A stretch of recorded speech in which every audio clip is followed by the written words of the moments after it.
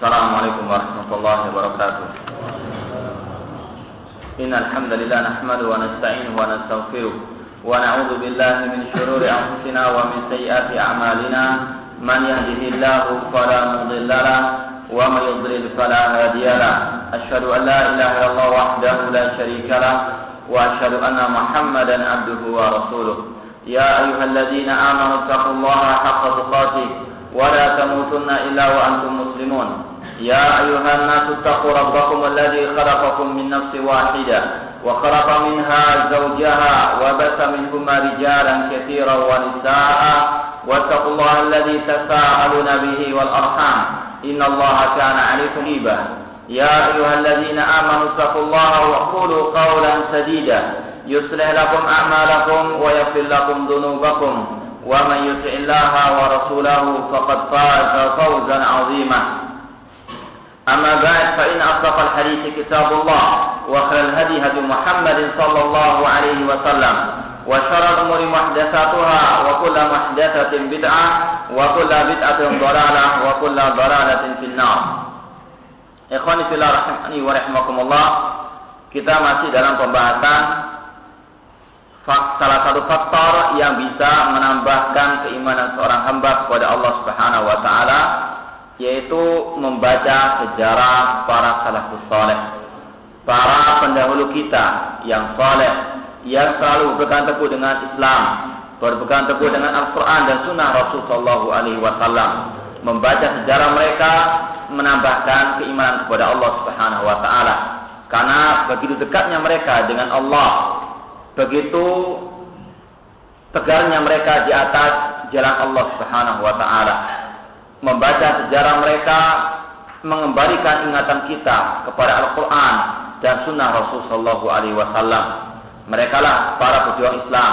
Mereka lah orang-orang atau generasi pertama yang telah dipuji oleh Allah Subhanahu Wa Taala dan Rasulnya. Kalau kita ingin mendapatkan kemuliaan sebagaimana mereka, tidak ada jalan lain kecuali menelusuri jejak mereka, jejak para salafus saleh. Tidak ada jalan untuk kita mendapatkan keridhaan Allah kecuali lewat jalannya mereka. Sebagaimana Allah firmankan, "Was-sabiquna al-awwaluna minal muhajirin wal ansar walladzina tabauhum bi ihsan radhiyallahu anhum wa radu'an." Dan orang-orang yang pertama lagi terdahulu masuk Islam dari kalangan muhajirin dan ansar, dan yang mengikuti mereka dengan baik, Allah ridha dengan mereka dan mereka beridha dengan Allah Subhanahu wa taala. Kalau kita ingin keridhaan Allah, tidak ada jalan lain kecuali dengan menelusuri jejak mereka. Dan ini tidak akan mungkin kita bisa lakukan kecuali dengan mempelajari sejarah mereka, sejarah para saleh, yang mana sejarah mereka telah tertulis di dalam kitab-kitab yang telah ditulis oleh para ulama. Dikatakan di sini, wa mawdi'ut ta'ammuli wal bahthi fi siyari wa akhbari haulal akhyar kutubut tarikhi wa siyari wa zuhdi wa raqaiqi wal wara' wa ghairiha.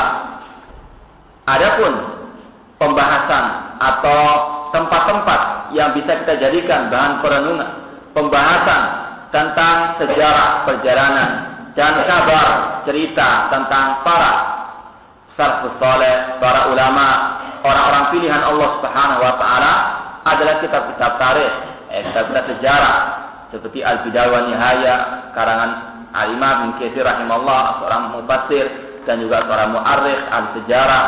Demikian juga kitab Siyar, sebagaimana kitab Siyar A'lamin Nubala karangan Imam Az-Zahabi rahimahullah taala yang ada 28 jilid, ya, yang berkaitan dengan sejarah para al-ulama, berkaitan dengan para pejuang-pejuang Islam. Demikian juga tempat-tempat yang berkaitan dengan sejarah para salafus saleh dan cantum dalam kitab-kitab masalah zuhud. Imam Ahmad rahimahullah punya kitab Az-Zuhud, Ibn Abi Dunya dan seterusnya. Mereka menyebutkan tentang zuhudnya para ulama Ahlussunnah. Di samping mereka adalah penegak sunnah Rasulullah, pembasmi segala bid'ah. Mereka juga orang-orang yang terkenal dengan zuhud. Jauhnya mereka daripada tamak terhadap keduniawian. Waraqaiq, demikian juga kitab-kitab yang berkaitan dengan masalah pensucian hati yang bisa melembutkan hati. Mereka lah contoh-contoh yang dibawakan oleh para ulama sebagai orang-orang yang sangat suci hatinya dari segala bentuk kemusyrikan, kemunafikan, kebid'ahan dan seterusnya. Demikian juga kitab yang berkaitan dengan al-wara, yaitu kita wara yang berkaitan dengan sejarah para ulama-ulama yang mereka menjauhkan diri mereka dari segala hal yang berbau syubhat atau hal-hal yang diharamkan oleh Allah Subhanahu wa taala. Dan masih banyak lagi buku-buku yang berkaitan dengan sejarah para ulama tersebut yang selayaknya dan seyogyanya dan sewajibnya untuk kita membaca buku-buku tersebut daripada kita membaca cerita-cerita fiktif yang tidak ada kenyataannya atau cerita-cerita orang-orang yang jauh dari agama Allah Subhanahu wa taala, cerita-cerita tokoh-tokoh atau pahlawan-pahlawan kufar atau yang lainnya. Maka mereka lah para salafus saleh yang selayaknya kita baca.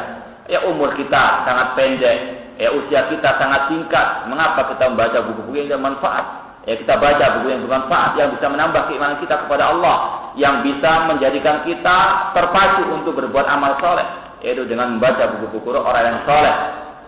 Sebagaimana Allah juga mencantumkan kisah para wali-walinya, kisah orang-orang soleh dalam Al-Quran. Luqman alaihissalam contohnya misalnya. Kita baca sejarah Luqman alaihissalam, kita baca nasihat-nasihat Luqman alaihissalam, karena semua itu tujuannya Allah turunkan untuk kita jadikan ibrah sebagai pelajaran dan kita ikuti jejak mereka orang-orang yang soleh tersebut.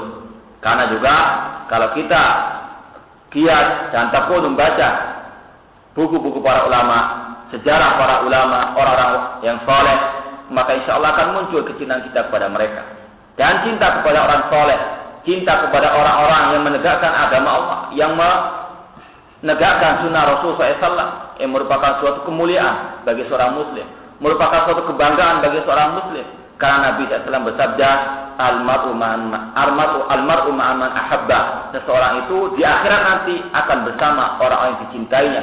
Kalau betul cinta itu tulus dari hatinya, kalau betul-betul kecintaannya tersebut direalisasikan dalam kehidupannya sehari-hari, dia cinta dan sekaligus mengikuti jejak para as-salafus saleh. Dan inilah yang selalu disemboyankan oleh dakwah salafiyah, yang selalu disampaikan oleh dakwah salafiyah. Tidaklah dinamakan dakwah salafiyah kecuali karena ingin mengikuti metode para salafus saleh. Salafiyah nisbah kepada as-salafus saleh, yang ini merupakan kebanggaan sebagaimana diucapkan oleh Syekhul Islam Taimiyah rahimahullah, beliau mengatakan la aiba liman azhara mazhab as-salaf wa antasaba ilaihi wa i'tazza ilaihi. Tidak tercela orang-orang yang menampakkan mazhab, jalannya, metodenya para salafus saleh, para sahabat, para tabi'in, para tabi'ut tabi'in, dan berbangga dengan mazhabnya para salafus saleh, serta berintima menisbatkan diri kepada dakwah salafiyah atau kepada as-salafus saleh merupakan suatu hal yang terpuji. Bahkan dikatakan bal yajib qabulu dzalika minhu bil ittifaq, bahkan wajib untuk menerima penisbatan seperti ini, penisbatan kepada salafus saleh, karena mereka telah mendapatkan pujian dari Allah dan Rasul-Nya. Daripada kita menisbatkan diri kepada golongan-golongan sesat dan seterusnya, nisbatkanlah diri kita kepada para salafus saleh, namun penisbatan yang sebenarnya, yang betul-betul ada realisasinya. Bukan sekedar pengakuan belaka, namun harus ada perwujudannya. Kita dengan memahami bagaimana akidah salafus saleh, bagaimana sejarah mereka, bagaimana sepak terjang mereka dalam memperjuangkan Islam, bukan sekedar mengaku kita pengikut para salafus saleh, namun mempelajari sejarah mereka, mengamalkan sejarah mereka dalam kehidupan kita sehari-hari. Dan insyaallah itulah kunci kesuksesan kita di dunia dan di akhirat, kunci kemenangan kaum muslimin. Sebagaimana kata Imam Malik rahimahullah, lam yusliha akhir hadil ummah illa ma aslaha awwalaha. Tidak akan mungkin memuliakan, menjadikan umat Islam pada akhir abad ini menjadi jaya kecuali yang telah membaikkan, memenangkan umat-umat sebelumnya, yaitu generasi para salafus as-saleh. Fahadat wal istifadatu minha mimma sahha minha. Kemudian mengambil kisah-kisah yang sahih daripada yang telah ditulis oleh para ulama dalam kitab-kitab tersebut. Karena tidak semua kisah-kisah yang disampaikan di dalam buku-buku para ulama terdahulu semuanya sahih atau sah, Sebagainya ada yang sah, sebagainya yang tidak. Di antara contoh yang sudah banyak menyebar di kalangan kaum muslimin, kisah sebagian para sahabat Rasulullah SAW. Kisah seorang sahabat Rasulullah yang dikatakan tidak mau membayar zakat. Dikatakan bahwasannya dia mati dalam keadaan munafik. Padahal tidak ada seorang pun dari para sahabat mati dalam keadaan munafik atau dalam keadaan murtad. Semuanya adalah cerita-cerita yang dusta. Para sahabat Islam adalah orang yang paling mulia. Maka dalam masalah mencari cerita-cerita atau kitab-kitab harus juga mengikuti petunjuk para ulama, terutama ulama pada zaman sekarang ini, karena mereka lah yang diantara peneliti-peneliti atau pakar-pakar yang bisa memilah dan memilih mana di antara cerita-cerita tersebut dari para ulama yang salafus saleh yang terdahulu yang bisa kita ambil faedah darinya. Fahada ta'ammul wan nazar yurisu sahibahu husna tashabbuh bihaula. Ya, kalau kita betul-betul merenungkan, mempelajari, membaca sejarah para ulama, sejarah para salafus saleh, maka itu akan mewariskan kepada kita semuanya keinginan untuk mengikuti jejak mereka. Setelah kita cinta dengan membaca buku-buku mereka, sejarah mereka, kita akan ada keinginan, ya, kecintaan kemudian ada keinginan untuk mengikuti jejak mereka.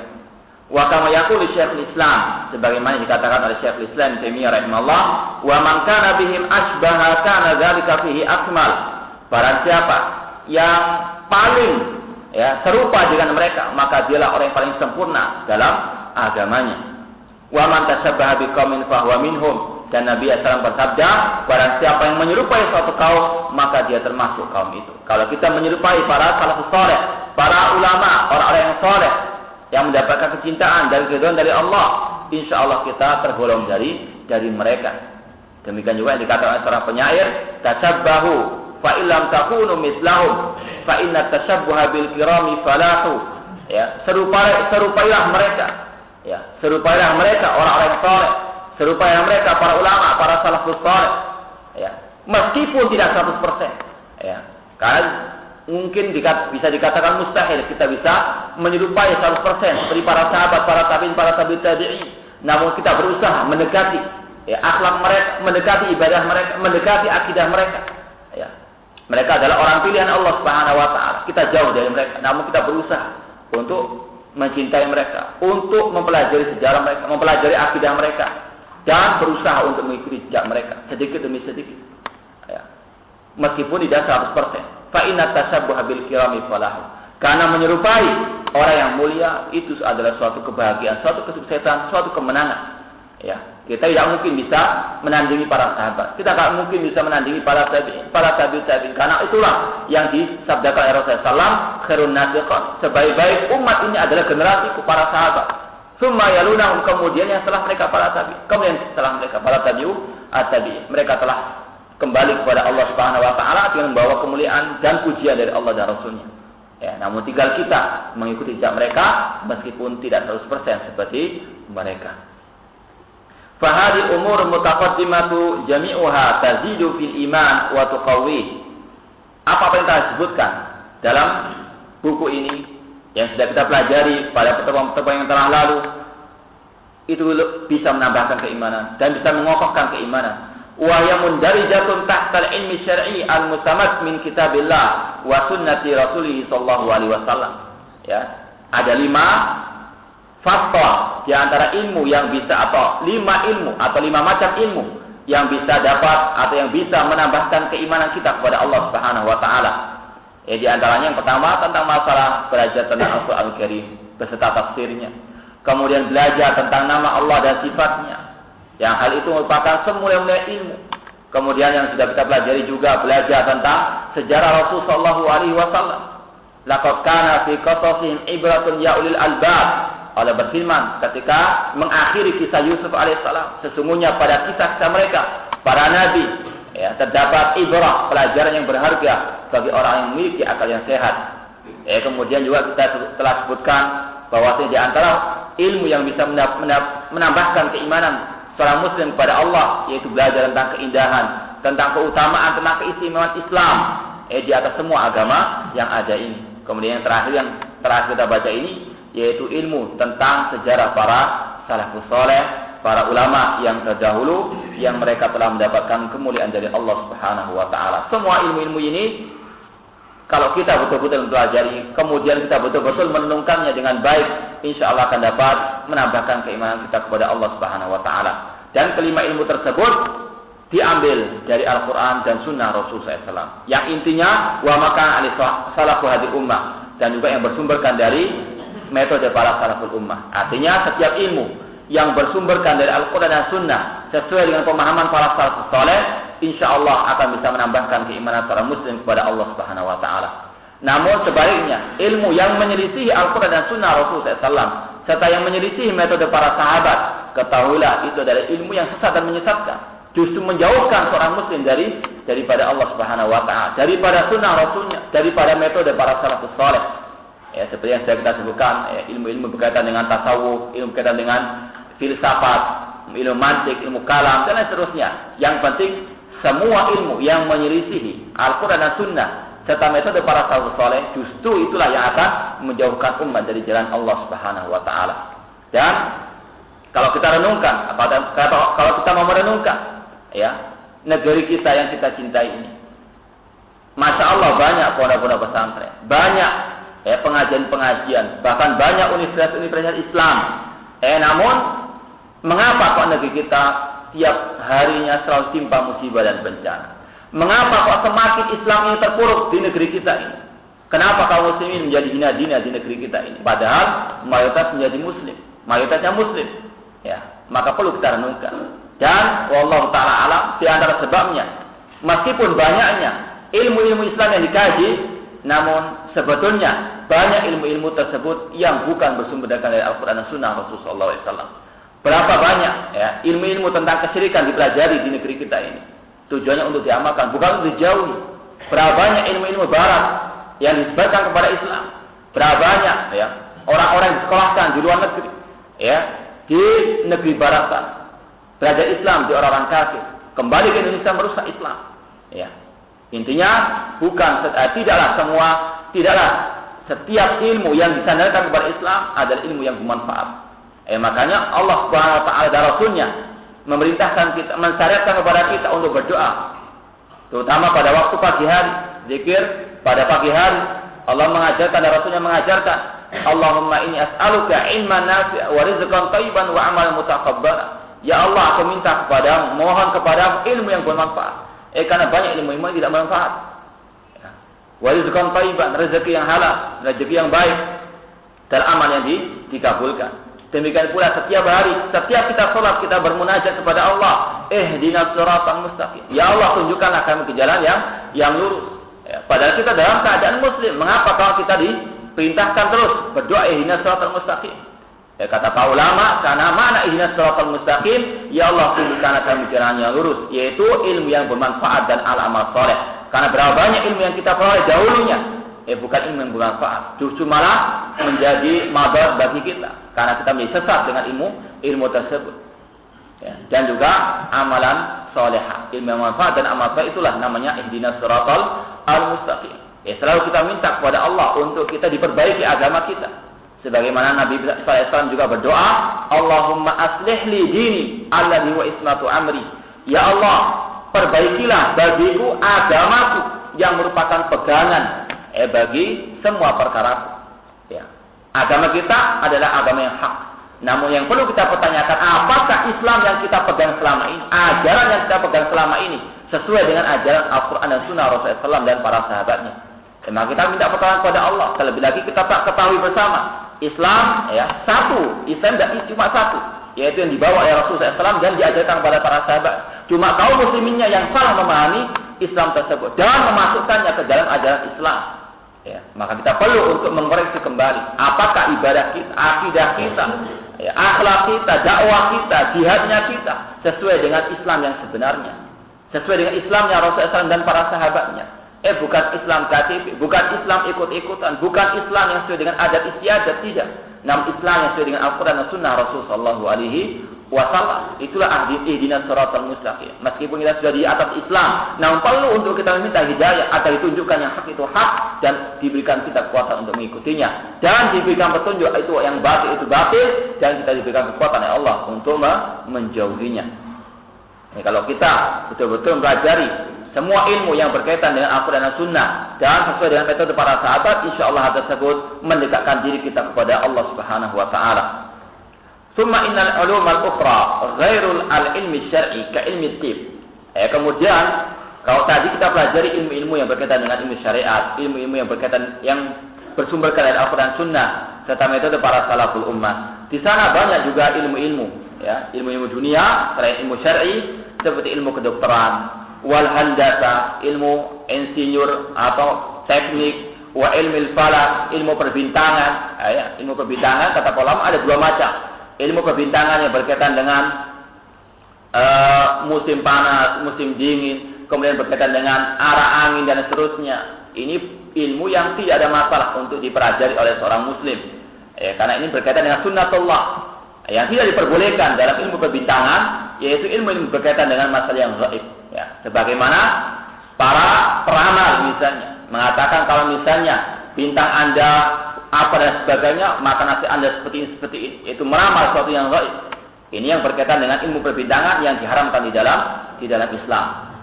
Ya, tidak semua yang dinamakan ilmu perbintangan dibolehkan. Ada yang diharamkan, ada yang dibolehkan. Ada pun masalah perbintangan yang berkaitan dengan masalah sunnatullah, peredaran matahari dan bulan dan seterusnya, tidak ada masalah.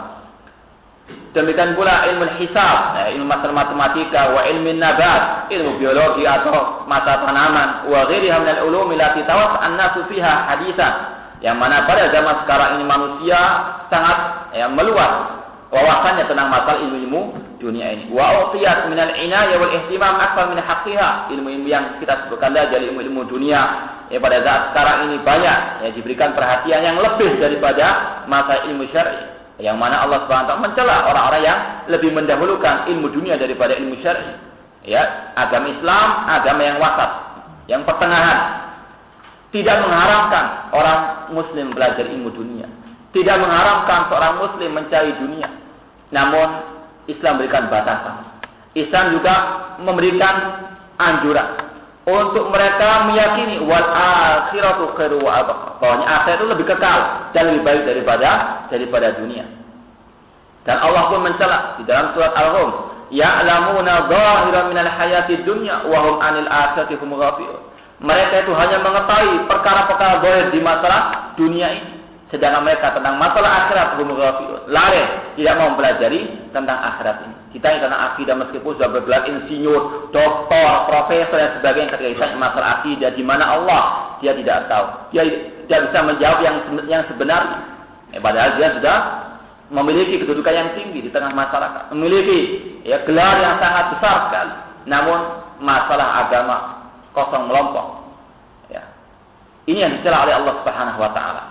Islam memberikan kebebasan bagi pemeluknya untuk belajar ilmu dunia selama tidak bertentangan dengan ajaran Al-Qur'an dan Sunnah Rasulullah SAW. Namun Islam berikan anjuran untuk mereka lebih mementingkan ilmu agama daripada ilmu keduniaan. Sebagaimana Islam berikan kebebasan untuk manusia mencari harta sebanyak-banyaknya, namun ingat akhirat menanti mereka. Harta yang dia peroleh dari mana dan untuk apa dia gunakan. Islam adalah agama pertengahan, tidak mengharamkan masa dunia dan tidak menjadikan dunia sebagai akhir segala-galanya. Sebagaimana Nabi SAW telah pernah berdoa, wala taj'alid dunya akbar hammina. Ya Allah, janganlah engkau jadikan dunia ini adalah akhir cita-cita. Cita-cita seorang muslim adalah akhirat. Kun fid dunya ka'annaka gharibun aw abirus sabil. Kata Nabi SAW dalam wasiat beliau kepada Abdullah bin Umar radhiyallahu anhuma, jadilah engkau di dunia ini seperti orang yang lewat atau seorang musafir. Ya, menjadikan dunia hanya sebagai tempat mencari perbekalan, setelah itu dia kembali kepada negeri kampung halamannya yang hakiki, yaitu akhirat. Di dunia manusia hanya segera mencari bekal untuk menanam modal di akhirat kelak, yaitu dengan beramal as-saleh. Jangan jadikan dunia sebagai akhir dari segala-galanya. Jadikan dunia, kata Nabi SAW, seperti yang lewat atau seorang musafir yang akan segera meninggalkan tempat yang dia tinggal untuk sementara, yaitu di waktu dunia ini. Manusia ketika mereka mempelajari ilmu-ilmu dunia tadi, hatta sawratan katsira mimman itana biha at-ta'allum ibadaiyatid din. Bahkan kebanyakan dari mereka, mayoritas manusia, mereka tersibukkan dengan masalah-masalah ilmu dunia tersebut, lupa dengan permasalahan-permasalahan yang sangat penting dalam masalah agama. Wal umur al-ma'luma minhu bid-darurah, dan lupa terhadap masalah-masalah yang sangat prinsip di dalam masalah agama ini, itu masalah akidah. Fa hadhihi al-ulum aidan laha asan balighun fi zil imanin man istaghala biha wa'tana bi tahsiliha. Namun demikian, bukan berarti kita menafikan akan pentingnya ilmu-ilmu dunia tersebut. Ilmu dunia penting bagi seorang muslim, terutama di dalam masa ta'awun 'alal birri wa taqwa, untuk tolong-menolong di atas kebaikan dan ketakwaan kepada Allah Subhanahu wa taala. Ilmu dunia dia juga punya andil yang besar di dalam menambahkan keimanan seseorang kepada Allah Subhanahu wa taala. In akhlaqal qasda, jika dia meniatkan dalam menuntut ilmu dunia tersebut lillahi ta'ala, suatu amal perbuatan yang mubah yang berkaitan dengan dunia, kalau diniatkan untuk ibadah kepada Allah, pasti dia bernilai ibadah.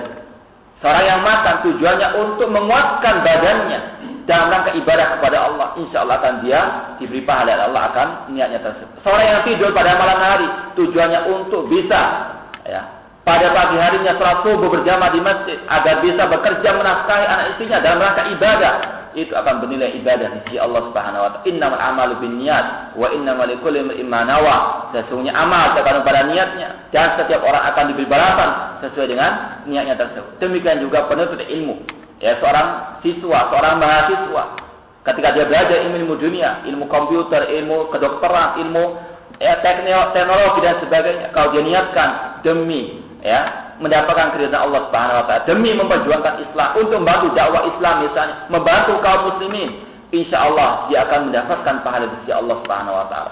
Jangan hanya sekedar belajar begitu saja, jangan asal bekerja begitu saja. Koreksi niat, bersihkan niat, Boleh kita mencari harta dari pelajaran ilmu-ilmu dunia tersebut, namun lebih dari itu seorang muslim meniatkan untuk akhirat, untuk membantu kaum muslimin. Kalau dia dengan belajar ilmu-ilmu dunia tersebut niatnya ikhlas karena Allah, niatnya ibadah karena Allah Subhanahu wa taala, wa aradal haqqa, dan dia menginginkan kebenaran, wa tajarrada anil hawa, dan melepaskan diri dari hawa nafsu, insyaallah hal tersebut akan memiliki pengaruh yang besar dalam menambahkan keimanannya kepada Allah Subhanahu wa taala. Terutama misalnya orang yang belajar masa ilmu kedokteran, bagaimana dia mempelajari tentang kekuasaan Allah Subhanahu wa taala di dalam tubuh seorang manusia. Nanti akan kita jelaskan ayat-ayatnya, wa fi anfusikum afala tubsirun, dan di dalam diri kalian mengapa kalian tidak mau memperhatikan. Banyak sekali keajaiban Allah Subhanahu wa taala yang ada di dalam tubuh manusia, dipelajari dalam ilmu kedokteran. Kalau orang itu belajar ilmu kedokteran tujuannya untuk beribadah kepada Allah, dia belajar sekaligus merenungkan kekuasaan Allah Subhanahu wa taala, semakin dekat dirinya kepada Allah Subhanahu wa taala. Berapa banyak dokter-dokter yang dahulunya mungkin orang kufar masuk dalam Islam karena melihat keajaiban kekuasaan Allah Subhanahu wa taala dalam tubuh seorang pasiennya, dalam tubuh seorang manusia yang dia obati misalnya. Ini adalah orang-orang yang betul-betul menginginkan kebenaran, yang ingin menginginkan untuk menambahkan keimanannya kepada Allah Subhanahu wa taala. Wa kamir rajulin amana wa zada imanu bisawi istighali bis-sif. Dikatakan di sini oleh Syekh Dr. Abdul Razzaq bin Abdul Muhsin Al-Abbad, berapa banyak orang yang bertambah keimanan, apa yang beriman kepada Allah, dulunya kafir, kemudian ketika dia belajar ilmu kedokteran, dia beriman kepada Allah Subhanahu wa taala. Demikian pula dokter muslim ketika dia betul-betul belajar ilmu kedokteran tersebut dalam rangka ibadah kepada Allah, semakin bertambah keimanannya kepada Allah. Dia melihat kekuasaan Allah begitu besarnya di dalam diri seorang manusia. Kenikmatan Allah sangat banyak di dalam diri manusia, mata, jantung, dan yang seterusnya daripada organ-organ tubuh manusia. Semuanya menunjukkan akan kekuasaan Allah Subhanahu wa taala. Kalau dia betul-betul menelitinya, betul-betul mempelajarinya, karena Allah Subhanahu wa taala, pasti dia akan bersyukur dan pasti akan bertambah ibadahnya kepada Allah. Bukan hanya sekedar menikmati, bukan hanya takjub saya tidak, bukan hanya sekedar takjub saya tidak, namun ada rahasia di balik semua itu. Karena tidaklah Allah ketika dalam Al-Quran menyebutkan tentang ayat-ayat yang berkaitan dengan kekuasaannya, berkaitan dengan alam semesta ini, tidaklah lain dan tidak bukan agar manusia itu mau beribadahnya kepada Allah saja. Ketika Allah menyebutkan banyak sekali dalam ayat Quran tentang penciptaan dan bumi, pergantian siang dan malam, tujuannya tidak lain dan tidak bukan agar manusia bersyukur kepada Allah, mau kembali kepada, mau beribadah kepada Allah Subhanahu wa taala. Di antaranya Allah berfirman dalam surat Al-Baqarah, ya ayuhan nasu ubudu rabbakum walladzi khalaqakum walladzina min qablikum la'allakum tattaqun. Wahai manusia, sembahlah Allah, ibadahilah Allah saja, Kenapa kita beribadah kepada Allah? Alladzi khalaqakum, karena Dia yang menciptakan kalian dan yang menciptakan orang-orang sebelum kalian. Alladzi ja'alakumul arda firasyan was samaa'a binaa'a wa anzala minas samaa'i ma'an fa akhraja bihi minas samarati rizqan lakum fala taj'alu lillahi andadan wa antum ta'lamun. Dan Dia yang menjadikan bumi sebagai hamparan dan menjadikan langit sebagai atap dan menurunkan dari atas langit air yang dengannya Allah menumbuhkan tumbuhan-tumbuhan yang menumbuhkan buah-buahan sebagai rezeki bagi kalian. Apa tujuannya? Fala taj'alu lillah. Maka janganlah kalian menjadikan sekutu-sekutu bagi Allah jika kalian mengetahui. Artinya sembah Allah saja. Kembalinya kepada tauhid al-uluhiyah. Makanya seorang yang beriman Allah yang menciptakan, Allah yang mengatur alam semesta, namun tidak beribadah kepada Allah, tidak ada manfaatnya. Dia merenungkan alam semesta, dabur alam, namun tidak ada relasinya dalam kehidupan sehari-hari. Tidak menambah keimanannya kepada Allah, tidak menambah ibadahnya kepada Allah, tidak ada manfaatnya. Sebagaimana orang-orang musyrikin zaman jahiliyah, mereka mengakui Allah yang menciptakan alam semesta. Mereka tahu Allah yang memberikan rezeki, Allah yang mengatur alam semesta, Allah yang menghidupkan dan matikan. Namun ketika mereka berbuat syirik, tidak beribadah hanya kepada Allah, Allah pun menjadikan mereka sebagai orang musyrikin yang kekal di dalam api neraka. Tidak ada manfaatnya. Allah berfirman, "Qul man yarzuqukum minas sama'i wal ardi amma yamliku sam'a wal absar wa ma yukhrijul hayya minal mayyit wa yukhrijul mayyita minal hayy wa ma yudabbirul amra fa sayaquluna Allah." Katakanlah ya Nabi Muhammad, siapakah? Tanyakanlah kepada orang-orang musyrikin, siapakah yang menurunkan rezeki dari langit dan bumi? Siapakah yang memiliki, yang menciptakan pendengaran dan penglihatan? Siapakah yang mengeluarkan yang hidup dari yang mati dan yang mati dari yang hidup? Dan siapakah yang mengatur alam semesta? Serentak orang musyrikin jahiliyah, ya Abu Lahab, Abu Jahal dan seterusnya, mereka yakin dengan yakinnya Allah yang mengatur alam semesta, tahu Allah yang menciptakan. Namun mereka dikatakan musyrik karena mereka tidak mau beribadah kepada Allah semata. Mereka menyekutukan Allah dengan sesembahan-sesembahan mereka yang lain, dengan Lata, Uzza, Manat dan seterusnya. Ya, tauhid rububiyah, pengakuan seorang hamba Allah yang menciptakan, yang mengatur alam semesta tidak akan bermanfaat kalau tidak ada tauhid uluhiyah, yaitu peribadahan hanya kepada Allah semata. Allah mencantumkan dalam ayat Al-Quran tentang keindahan alam semesta, tentang kekuasaannya yang sangat besar. Tidak lain dan bukan tujuannya agar manusia ingat kalau Allah yang menciptakan semua ini, kalau Allah yang memiliki andil dalam semua ini, maka Allah yang berhak untuk disembah, maka Allah yang berhak untuk kita mensyukuri nikmat-nikmat tersebut. Makanya Allah banyak sekali dalam ayat Al-Quran, terutama dalam surah Ar-Rahman, "Fabi ayyi ala'i rabbikuma tukadziban." Maka nikmat Rabbmu yang mana yang kamu dustakan? Karena semua milik Allah, semua yang mengatur Allah Subhanahu wa taala. Tujuannya kita belajar tentang masalah atau tadabbur alam. Merenungkan alam semesta ini tujuannya adalah agar kita mau kembali kepada Allah di dalam segala permasalahan kita.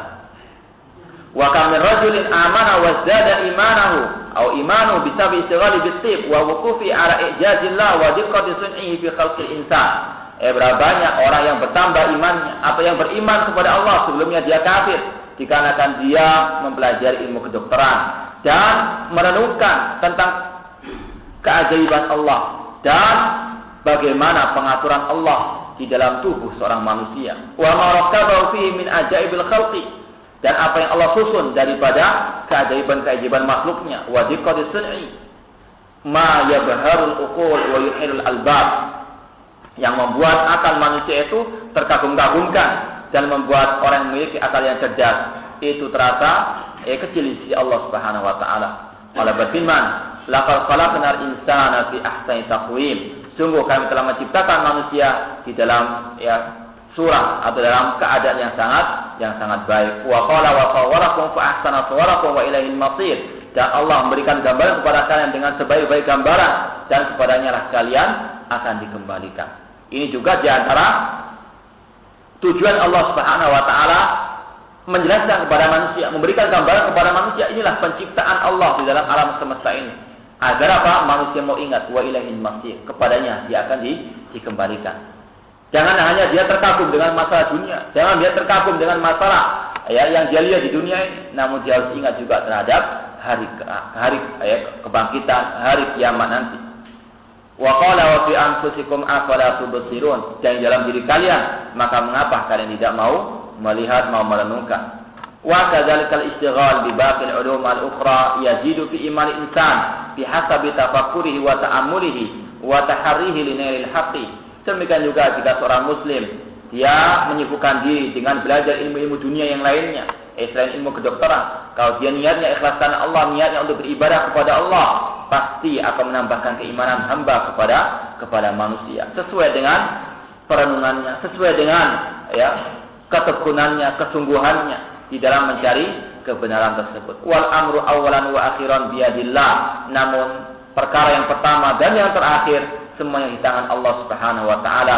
Fa wa yahdi man yasha'u ila siratal mustaqim. Karena Allah lah yang bisa menunjukkan manusia yang dia kehendaki kepada jalan yang lurus. Bagaimanapun manusia berusaha, namun kalau masih pintu hidayah belum dibukakan oleh Allah, tidak akan mungkin dia bisa mendapatkan hidayah. Wa may yudlil fala hadiyalah. Jika Allah telah menyesatkan manusia, dia tidak akan mungkin bisa mendapatkan petunjuk. Siapapun tidak akan bisa mendapatkan petunjuk kecuali Allah. Laisa 'alaika hudahum walakin Allah yahdi man yasha. Tidaklah engkau bisa memberikan hidayah, namun Allah yang memberikan hidayah kepada siapa yang dia kehendaki. Meskipun seorang dia belajar kedokteran, dia merenungkan, dia tahu keindahan alam semesta, kalau hidayah belum turun, dia tidak akan menjadi seorang muslim yang hakiki. Bahkan orang kafir berapa banyak yang mereka belajar, yang paling tahu tentang penelitian-penelitian, paling tahu tentang kekuasaan Allah dalam alam semesta, namun kalau hidayah Allah tidak mau turun, kalau mereka tujuannya bukan ikhlas karena Allah, karena untuk mencari keduniaan saja, maka pintu hidayah masih tertutup bagi mereka. Namun ilmu-ilmu dunia akan manfaat kalau memang tujuannya untuk mencari kebenaran, tujuannya untuk ibadah kepada Allah Subhanahu wa taala. Tsumma inna hadhil uluma la tuaddi ila zatil iman illa idza sahibaha tafakkurun wa ta'ammulun fi ayatillahi al-bahira wa hujajihi adh-dhahira.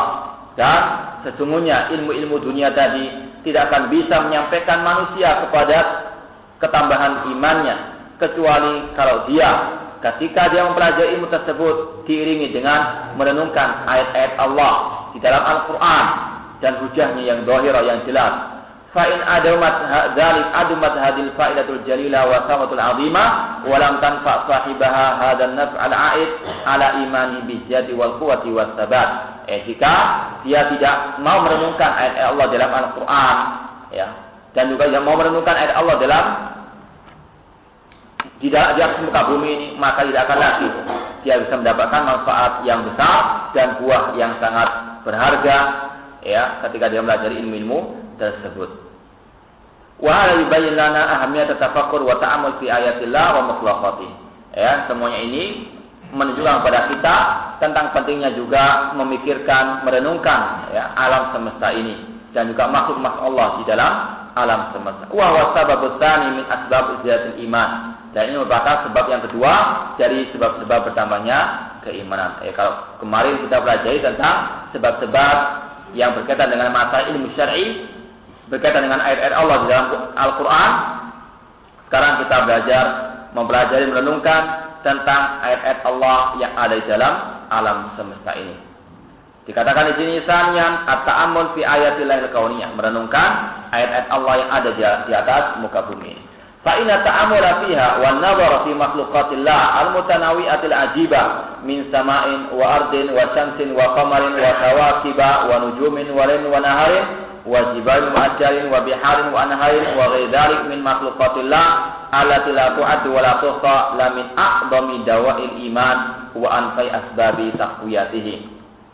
Sesungguhnya merenungkan, mentadabburi makhluk-makhluk Allah yang bermacam-macam, yang sangat indah sekali, dari langitnya, buminya, mataharinya, bulannya, bintang-bintangnya, malam dan siang, gunung dan pepohonan, lautan, lautan, dan sungai-sungainya, dan yang lainnya dari makhluk-makhluk Allah yang tidak bisa dihitung, merupakan salah satu sebab bertambahnya keimanan seorang muslim kepada Allah, dan merupakan sebab yang bermanfaat untuk bisa menguatkan keimanan seorang hamba kepada Allah Subhanahu wa taala.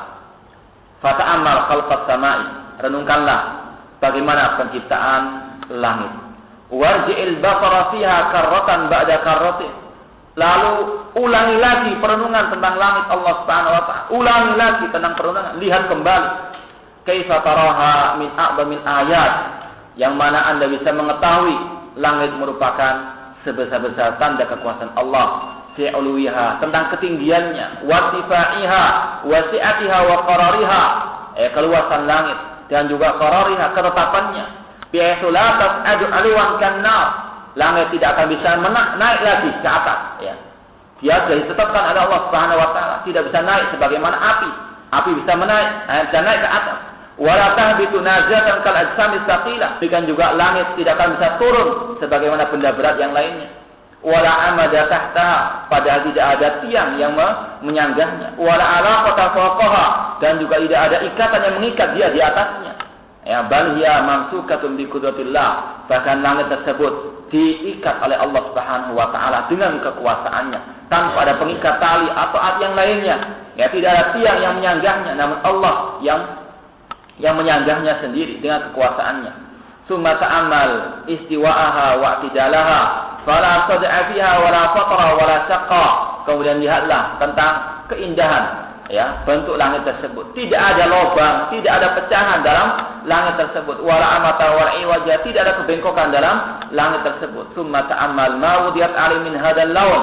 Kemudian juga renungkan tentang keindahan warna daripada langit tersebut. Alladzi huwa ahsanul lawn, yang merupakan seindah-indahnya warna.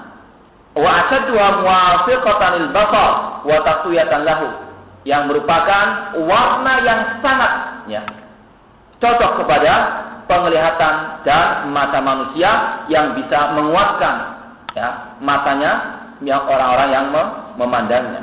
Ini yang berkaitan dengan langit, ya, sebagaimana sudah sering kita baca, ya, atau kita dengar ketika kita salat Jumat misalnya. Allah berfirman, afala yanzuruna ilal ibli kaifa khuliqat wa ilas sama'i kaifa rufi'at.